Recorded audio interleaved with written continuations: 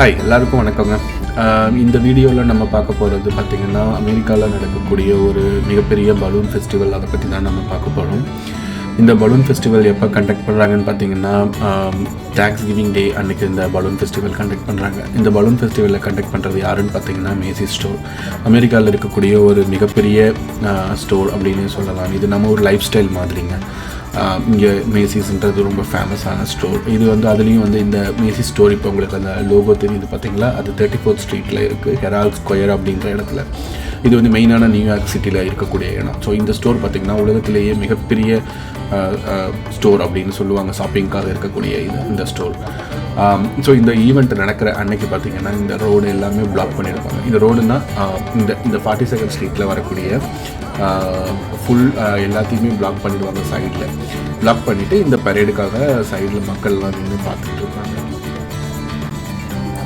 இப்போ நம்ம பார்த்துட்டு இருக்க மேசிஸ் பரேட் பார்த்திங்கன்னா 96th மேசிஸ் பரேட் அப்படின்னு சொல்லுவாங்க. ஏன்னா இது ஏன் சொல்லுவாங்க, இப்போ நம்ம இந்த வீடியோவில் பார்த்துட்டு இருக்கிறது மேசிஸோட 96th பரேட். ஸோ இது பார்க்குறதுக்காக உலகத்தில் இருக்கக்கூடிய எல்லா நாட்டில் இருந்தும் மக்கள் இந்த இடத்துக்கு வந்திருப்பாங்க தேங்க்ஸ் கிவிங் டே அன்றைக்கி. தேங்க்ஸ் கிவிங் டே அன்றைக்கி பார்த்திங்கன்னா தேங்க்ஸ் கிவிங் டே எப்போன்னு பார்த்திங்கன்னா இந்த பிளாக் ஃப்ரைடேன்னு சொல்லி சேல்ஸ் போடுவாங்க, நமக்குலாம் தெரியும் இல்லையா. அதுக்கு முன்னாடி நாள் பார்த்திங்கன்னா இந்த தேங்க்ஸ் கிவிங் டே பரேட் வந்து அவங்க கண்டக்ட் பண்ணுவாங்க. இது பார்த்திங்கன்னா இதோட மேசி ஸ்டோரை சுற்றி தான் இந்த பலூன் ஃபெஸ்டிவல் நடக்கும். இதை பார்க்குறதுக்காக பார்த்திங்கன்னா மக்கள் வந்து காலையில் 6 மணிலேருந்து அந்த இடத்துல வெயிட் பண்ணுவாங்கன்னு சொல்லுவாங்க. சரி, நான் இதை கேப்சர் பண்ணுறதுக்காக போகலாம் அப்படின்னு சொல்லிட்டு நான் பிளான் பண்ணி போனது 6 o'clock. பட் என்னால் ரீச் ஆக முடிஞ்சது 9 o'clock. ஸோ அதனால் என்னால் அந்த எக்ஸாக்டாக அந்த ஈவெண்ட் ஸ்டார்ட் ஆகிற இடத்துக்கு போய் கவர் பண்ண முடியல. பட் ஸோ அதனால் நான் என்ன பண்ணிட்டேன், ஏன்னா அந்த மேசிஸ் பரேட் வந்து கண்டிப்பாக இந்த ஸ்டோர்கிட்ட வரும்னு சொல்லி தெரியும். இந்த ஹெரால்ட் ஸ்கொயரில் இருக்கக்கூடிய 34th ஸ்ட்ரீட் அப்படிங்கிற இடத்துல தான் இந்த மேசிஸோட ஸ்டோர் இருக்குது. கண்டிப்பாக அந்த இடத்துக்கு வரும்னு தெரியும். ஸோ அதனால் நான் என்ன பண்ணிட்டேன்னா இந்த இடத்துலையே போய் நிற்கலான்னு சொல்லி நான் காலையில் 9 o'clock போனேன். 9 o'clock பார்த்திங்கன்னா எனக்கு இடமே கிடைக்கல, அந்த அளவுக்கு க்ரௌட் இருந்துச்சு இங்கே. இப்போ நீங்கள் இந்த பில்டிங்லாம் பார்த்தீங்கன்னா மக்கள் இருப்பாங்க. ஸோ இந்த பரேடுக்காக என்ன பண்ணுவாங்கன்னா முன்னாடி நாளே வந்து இந்த ஸ்டோர் எல்லாத்துலேயும் புக் பண்ணி வச்சுப்பாங்க.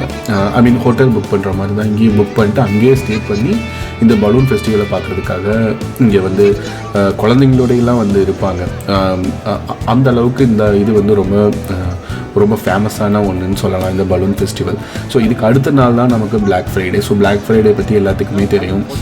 ஏன் தெரியும்னு சொல்கிறேன்னா எல்லாருமே சேல் டிஸ்கவுண்ட்காக சேல் டிஸ்கவுண்ட்டுக்காக நிறைய கேட்டிருப்பீங்க.